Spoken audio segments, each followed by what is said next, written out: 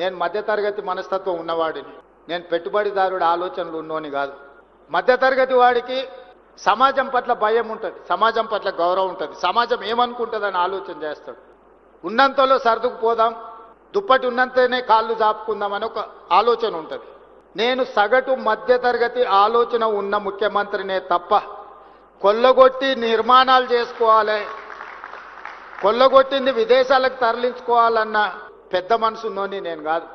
అందుకే కొంతమంది ఏదైనా ప్రపోజల్స్ వచ్చినప్పుడు I may not oblige your whatever మీ యొక్క ప్రతిపాదనలు నేను ఆమోదించకపోవచ్చు. కానీ పారదర్శకమైన పరిపాలన కోసం పాలసీలు చేయడానికి నాకు అభ్యంతరం లేదు. I can impress with policy, I can take the challenge.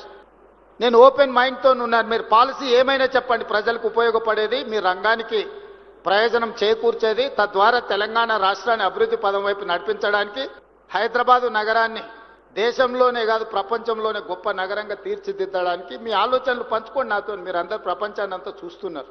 నాకు 10 ఫ్యాక్టర్స్ ఉంటాయి, కానీ మీకు only 1 factor, that is construction, that is infrastructure, mass development. Trunk infrastructure ఎట్లా చేయాలి,